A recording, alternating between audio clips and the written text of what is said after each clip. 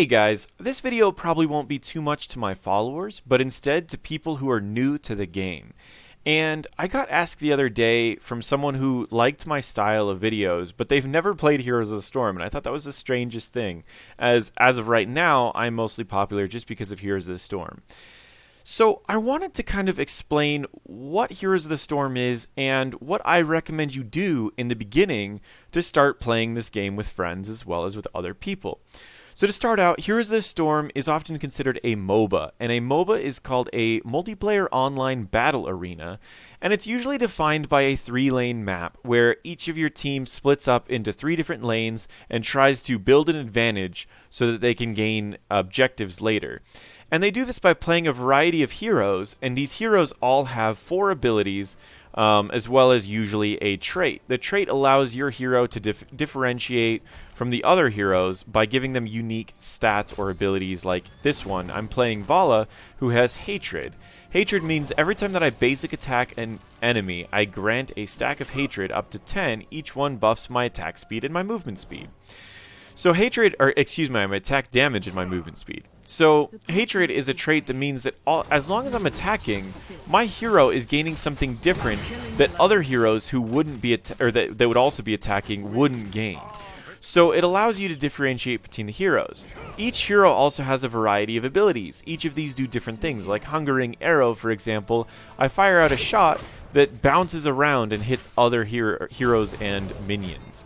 I have another ability that's called Multi-Shot. It just fires a shot in the area, and it does this wide area whenever I fire it, damaging everything that was in that area. I have another ability called Vault. This ability allows me to dash in any direction, so if someone, say I want to take out this Arthas, I can dash towards him and auto-attack him and possibly finish him off.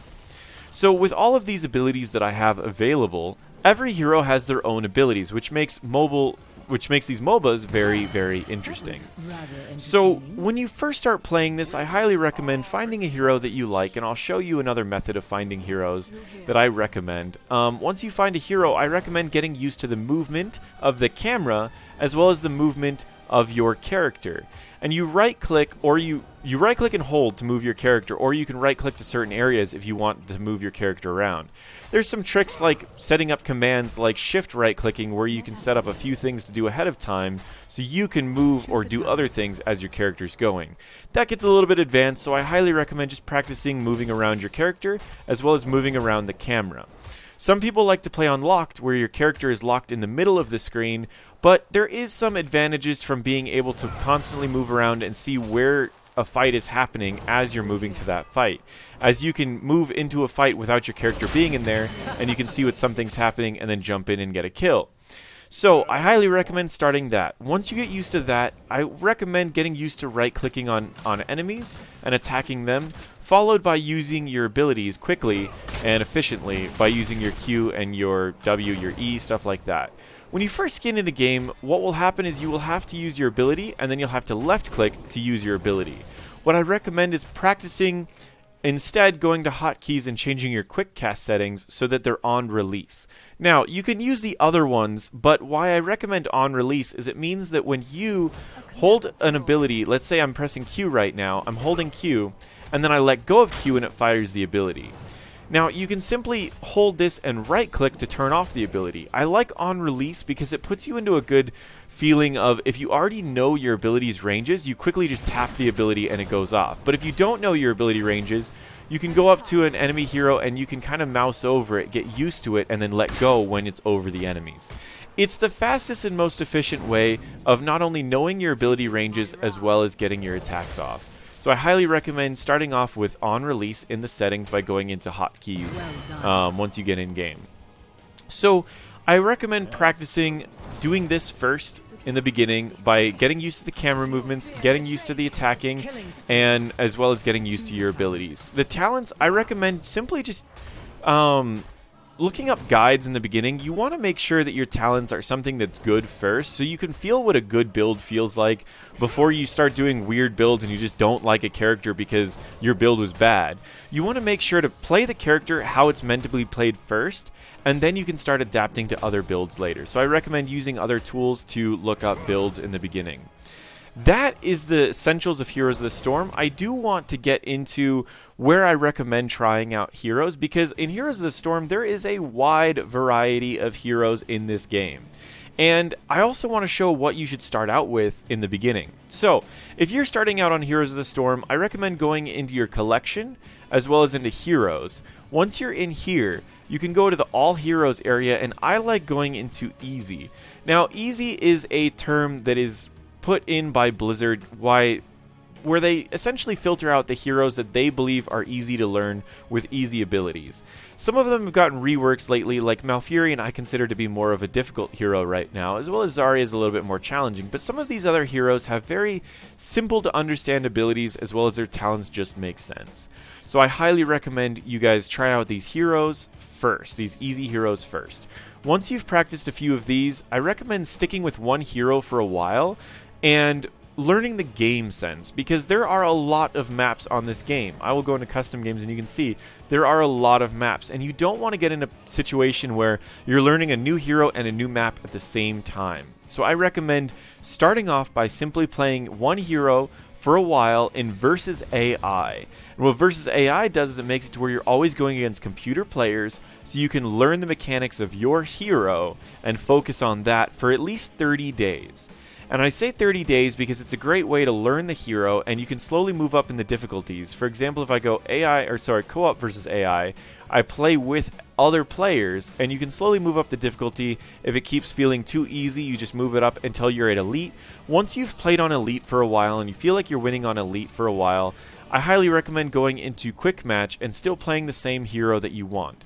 This is all in the first 30 days. When you start actually getting a hang of all the heroes that you like to play, I highly recommend switching into Unranked, which is where you learn the real game. Quick Match sometimes teaches you some bad habits, so you'll eventually get into into Unranked, but you want to do Quick Match until you've really found the maps and the heroes that you like to play, and then you'll start moving into Unranked. All of these things are for new players, and again, I really recommend starting with versus AI and try mode first. And what I didn't show you guys is any of these heroes, even before you buy them, you can go into these heroes and you can click try mode, which is the mode I showed you earlier where I was able to show the abilities and test it out against other people. I recommend trying this on all new heroes before you take them into AI, and I recommend trying all heroes on AI for a while before taking them into Quick Match. And before you go into Unranked, I recommend you have a hero for each role. Now, the roles are shown in a variety of different areas. You can go into heroes and it'll sometimes say melee warrior, but you can also go, when you're in Quick Match, you can sort by the roles up here. You want to have at least one or two heroes that you're good at in each of these roles, which will allow you to be in a really good spot when you enter Unranked. I recommend not going into Ranked for a little while, just because you want to make sure that you understand the most aspects of the games before going into Ranked, as well as it's just Ranked. You don't want to be stressed out over everything. So that's effectively what I want to show you. There is one more thing that you will see, and there's these little tags right here which show free-to-play heroes. I recommend playing all of these free-to-play heroes until you get to level 5. Why do I say level 5? Well, every time you get a hero to level 5, it gives you 500 gold. For example, I will go into my roster and I'll show you a hero that I don't have level 5, and it shows you all of these different rewards you'll get by moving them up. Hero level 5 gives 500 gold, as well as you will get 5 loot boxes for every level all the way up there. These loot boxes may contain more heroes or more skins, so I recommend going through the roster in Quick Match, getting all heroes to level 5, finding out your favorites, and mastering those heroes before moving on to Unranked. If you have any questions about Heroes of the Storm, toss it in the comments below. Most of the people who follow this channel are already ranked individuals who will be glad to help you out. If you have other questions about Heroes of the Storm, I will add a Discord link in the comments. Discord is a kind of a gamer-based chat room that you can join, as well as it has voice chat and other capabilities that we'll be sharing out tips, as well as anything else in the Discord. So if you have any questions, feel free to ask either in the comments below or in the Discord. Thank you so much for watching, and I will probably do a 30 days later or another guide video of what you should be doing after you've mastered the movements and you've got kind of a hang of a few of the characters. So stay tuned for that. Thank you so much for watching.